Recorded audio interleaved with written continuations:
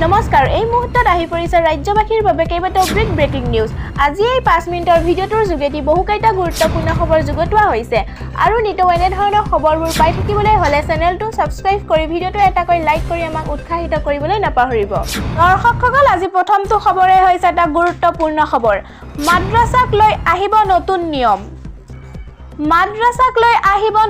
নিয়ম এতিয়াৰে পৰা শুকুৰবাৰে নহয় দেওবাৰে বন্ধ থাকিব মাদ্ৰাসা উত্তৰ প্ৰদেশৰ মাদ্ৰাসাসমূহৰ বাবে আনিব নতুন নিয়ম মাদ্ৰাসাক লৈ আগবঢ়োৱা প্ৰস্তাৱৰ ওপৰত সিদ্ধান্ত হ'ব জানুৱাৰীত মাদ্ৰাসা শিক্ষা পৰিষদে আগবঢ়াইছে এই প্ৰস্তাৱ শুকুৰবাৰৰ পৰিৱৰ্তে দেওবাৰে মাদ্ৰাসা বন্ধৰ প্ৰস্তাৱ জানুৱাৰী মাহত মাদ্ৰাসা বোৰ্ডৰ হ'বলগীয়া বৈঠকত লোৱা হ'ব সিদ্ধান্ত মাদ্ৰাসাক লৈ আহিব নতুন নিয়ম এতিয়াৰে পৰা শুকুৰবাৰ নহয় দেওবাৰে বন্ধ থাকিব মাদ্ৰাসা উত্তৰ প্ৰদেশৰ মাদ্ৰাসাসমূহৰ বাবে আনিব নতুন নিয়ম মাদ্ৰাসাক লৈ আগবঢ়োৱা প্ৰস্তাৱৰ ওপৰত সিদ্ধান্ত হ'ব জানুৱাৰীত দৰ্শকসকল আজি 2 নম্বৰ খবৰটি হৈছে বটদ্ৰৱা উচ্ছেদক লৈ মানৱ অধিকাৰ আয়োগৰ নিজাববীয়া গোচৰ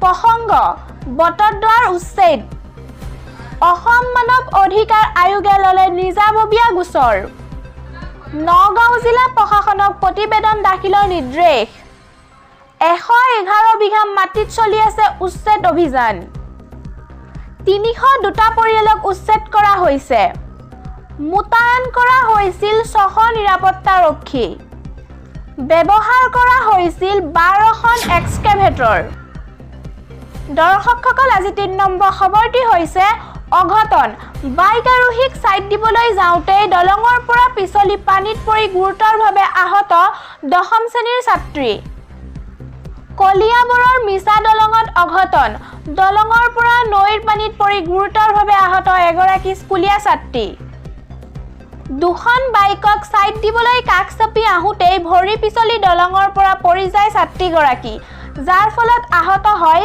মিছা ভূঞাপতিৰ নিবাসী তথা 10ম শ্ৰেণীৰ ছাত্ৰী সাক্ষী পাণ্ডে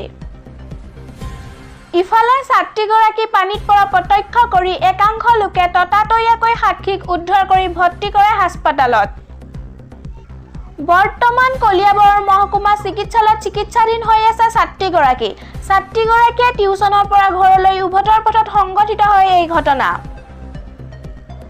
লেহেমিয়া গতিত 4-লেনযুক্ত ৰাষ্ট্ৰীয় ঘাইপথ নিৰ্মাণ কাম চলি থকাৰ ফলত এই ভয়ংকৰ দুৰ্ঘটনাটো সংঘটিত হোৱা বুলি জানিব পৰা গৈছে দৰ্শকসকল আজি 4 নম্বৰ খবৰটি হৈছে মহানগৰীৰ বৃদ্ধি পোৱা অপৰাধৰ ঘটনাক লৈ উদ্বেগ প্ৰকাশ মুখ্যমন্ত্ৰীৰ কলে গুৱাহাটী মহানগৰীত বৃদ্ধি পোৱা অপৰাধৰ ঘটনাক লৈ উদ্বেগ প্ৰকাশ মুখ্যমন্ত্ৰী হিমন্ত বিশ্ব শৰ্মাৰ বিগত এমাহত গুৱাহাটীত চুৰি ডকাইতি বাইক চুৰিৰ ঘটনা বৃদ্ধি পাইছে বুলি মন্তব্য মুখ্যমন্ত্ৰীৰ গুৱাহাটীৰ আইন শৃংখলা এতিয়া সঁচাকৈয়ে উদ্বেগৰ বিষয় হৈ পৰিছে বুলি মন্তব্য কৰে মুখ্যমন্ত্ৰী শৰ্মাই কিন্তু পূৰ্বেও অসম আৰক্ষীয়ে এনে পৰিস্থিতি নিয়ন্ত্ৰণ কৰিবলৈ সক্ষম হোৱা বুলি মন্তব্য কৰি তেওঁ কয় যে এইবাৰো আৰক্ষীয়ে অপৰাধ ৰোধ কৰিবলৈ সক্ষম হ'ব উল্লেখ্য যে বিগত কিছুদিনত মহানগৰীত সংঘটিত হৈছে কেইবাটাও অপৰাধৰ ঘটনা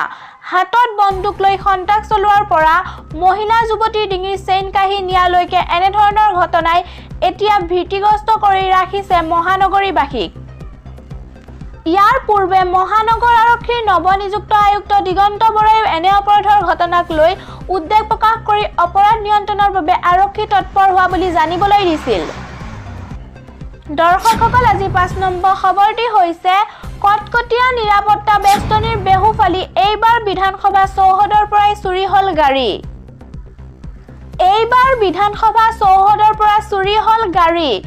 AS01EB 6695 নম্বৰৰ এখন বুলেৰো বাহন লৈ যায় চুৰে আৰক্ষী নিৰাপত্তাৰক্ষীৰ কটকটীয়া নিৰাপত্তা বেষ্টনীৰ মাজতে অসম বিধানসভা চৌহদৰ পৰা বুলেৰো বাহন চুৰি হোৱা ঘটনাই আৰক্ষী নিৰাপত্তাক লৈ প্ৰশ্নৰ উদ্ৰেক ঘটাইছে দিছপুৰ আৰক্ষীৰ নাকৰ তলতে সংঘটিত হোৱা এনে চুৰিকাণ্ড ঘটনা আৰক্ষীয়ে গাপ দিয়াৰ চেষ্টা চলোৱাৰ অভিযোগ উঠিছে। ঘটনা সন্দৰ্ভত দিছপুৰ আৰক্ষীয়ে তদন্ত আৰম্ভ কৰিছে যদিও কোনো তথ্য লাভ কৰিবলৈ সক্ষম হোৱা নাই। গাড়ীখন চৰকাৰী বাহন আছিল। লোক নিৰ্মাণ বিভাগৰ অভিযন্তাৰ আছিল বাহনখন। উল্লেখযোগ্য যে সোমবাৰে দিছপুৰ উৰণীয়া সেতুৰ তলৰ পৰা আন এখন বলেৰো বাহন চুৰি হৈছিল। দৰ্শকসকল, আজি 6 নম্বৰ খবৰটি হৈছে টি-চাৰ্টত শ্লোগান, হাতত প্লে কাৰ্ড, ব্যতিক্ৰমী ৰূপত বিধানসভাত উপস্থিত অখিল গগৈ। আজি অসম বিধানসভাৰ শীতকালীন অধিৱেশনৰ তৃতীয়টো দিন। শীতকালীন অধিৱেশনৰ তৃতীয়টো দিনত মন্ত্ৰী অজন্তা নেওগে উত্থাপন কৰিব 3খন বিধেয়ক। লগতে পৰিৱেশ, বন, ইষ্ট পলিচি এফেয়াৰ্ছ, সংখ্যালঘু কল্যাণ ও উন্নয়ন, উচ্চ শিক্ষা, বিদ্যালয় শিক্ষা, জনজাতি পৰিক্ৰমাকে ধৰি কেইবাটাও বিভাগৰ প্ৰশ্নোত্তৰ আৰম্ভ হ'ব সদনৰ কাম-কাজ। ইফালে অধিৱেশনৰ প্ৰথম দুটা দিনত সদনৰ পৰা বহিষ্কাৰ হোৱাৰ পিছত আজি ব্যতিক্ৰমী ৰূপত বিধানসভালৈ আহিল শিৱসাগৰৰ বিধায়ক অখিল গগৈ। শ্লোগান প্ৰিণ্ট কৰা টি-চাৰ্ট পিন্ধি বিধানসভাত প্ৰৱেশ কৰিলে অখিল গগৈয়ে। সদনত প্ৰৱেশৰ পূৰ্বে অখিল গগৈয়ে প্ৰদৰ্শন কৰিলে প্লে কাৰ্ড। অখিল গগৈৰ প্ৰশ্ন, 1 লাখ নিবনুৱাৰ নিযুক্তি কেতিয়া? এবছৰত 1 লাখ নিবনুৱা নিযুক্তিৰ প্ৰতিশ্ৰুতি ক'ত হেৰাল? বছৰি 1 লাখ চাকৰিৰ প্ৰতিশ্ৰুতি 2 বছৰত পূৰণ হ'বনে?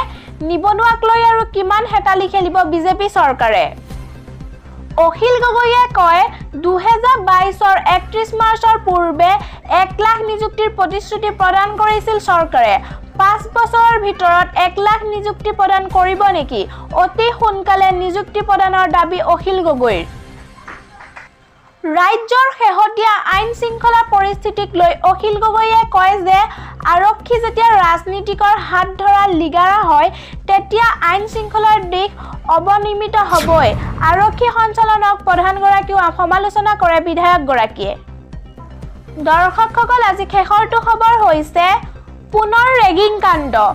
এইবাৰ গুৱাহাটীত ছাত্ৰক উলংঘ কৰি প্ৰহাৰ কৰাৰ অভিযোগ, GMCHলৈ প্ৰেৰণ।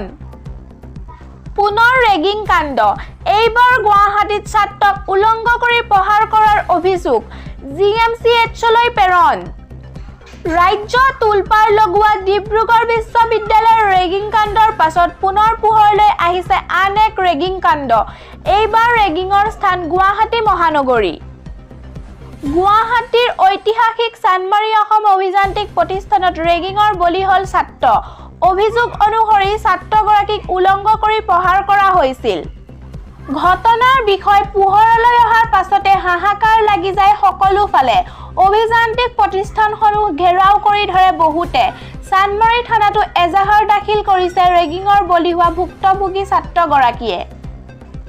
ঘটনা সন্দৰ্ভত চানমাৰী আৰক্ষীয়ে তদন্ত আৰম্ভ কৰিছে। লগতে স্বাস্থ্য পৰীক্ষাৰ বাবে গুৱাহাটী মেডিকেল কলেজলৈ লৈ যোৱা হৈছে ছাত্ৰগৰাকীক। অৱশ্যে ঘটনা সন্দৰ্ভত মৌনতা অৱলম্বন